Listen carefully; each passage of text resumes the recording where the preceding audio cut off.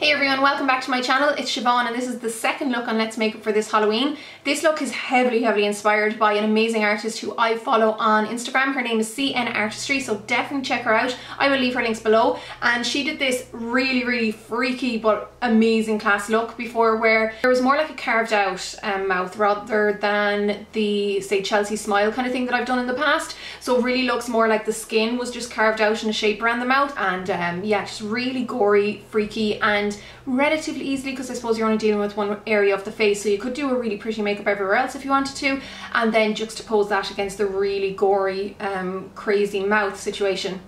So one thing I will point out is if you can get your hands on edible blood, that would be the best thing, or make your own. I have videos on this, so you can check that below, just in case any does get in your mouth. And don't wear anything too delicate if you are going to be using drippy blood, because it can stain. I will of course leave a full list of products below and on the blog as per usual, but if you want to see how this is done, just keep watching. Thanks guys.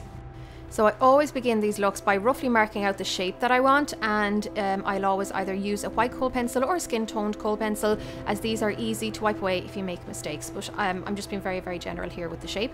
Next, I start layering various colours of cream makeup to simulate a bruised and sore skin around the shape. So I'm starting off with the yellow cream. This is a lipstick, but you can use anything you have. It could be cream eyeshadow, and I'm using a pointy sponge just to get it down in place. Next, going in with more of a brown colour just to make it a little bit deeper. You could use purple as well at this stage, whatever colours you generally tend to see in bruises. And I'm also then going in with a red colour. This is a red blush, cream blush, but you could use lipstick here as well, and this makes the skin look a little bit more sore and grazed. Then to start working on the shape of the mouth, I'm using the finest tip eyeliner brush that I have. You can also use a paintbrush like I used in my last video, and a black gel eyeliner, and I'm using this just to trace along and make the shape a little bit more definite than it was with the kohl pencil. And as per usual, I was just winging it with this look as I went along, so I'm applying a little bit of a white pencil onto certain areas that I want to highlight, but I'm not sure if this works out too well or not later on, but none of it is essential. You can just play around with it as you go along. Next, I'm going in with a very dark red cream makeup, and I'm filling in the entire area with this colour with a small synthetic brush.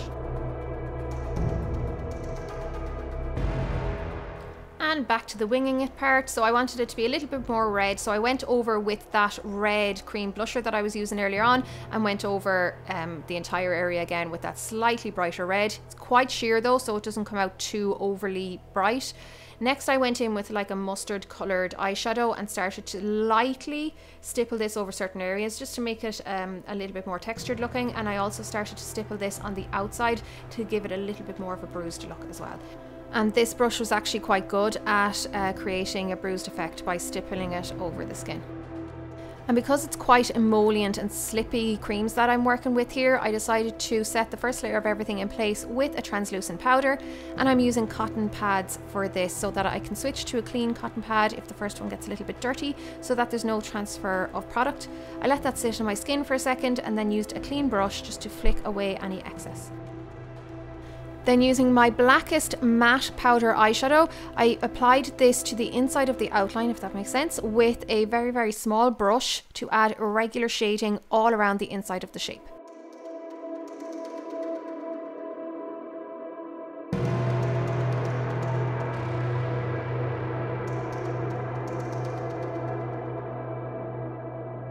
So we lost some of the definition on the outline by applying the eyeshadow, and I wanted a really strong contrast between the shape and the rest of the skin.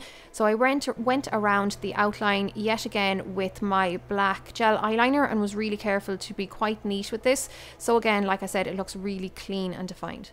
Then I applied some more of the same red cream blusher from earlier on, just to go over any areas that I thought had gone a little bit dull. This will also help to merge the black in with the rest of it, so it looks a little bit more painterly and not just like splotches of black everywhere. I started to stipple some of that same red cream around the outside of the shape again to make it look a little bit more grazed. This is not the ideal sponge, but it worked fine. It's all that I had on hand. And yeah, just went around the entire shape again as usual before going in with some good old fake blood. So this is called gel blood. So it won't be as runny as normal blood. So you can be fairly confident that it'll just stay where you put it, but it still looks nice and wet and gory. Then to make the shape stand out a little bit more from the rest of my skin, I went in with an extremely fine brush and a white cream makeup and started to lightly apply this sporadically around the outside of the shape, so that again it makes it look like it's a little bit more 3D. And because you can never have enough blood when it comes to these kind of things, I started to stipple a little bit of blood again outside the shape and using my fingers just to pat it in place to make it look like there was, you know, blood there.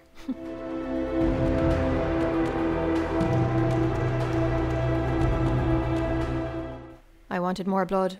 More blood.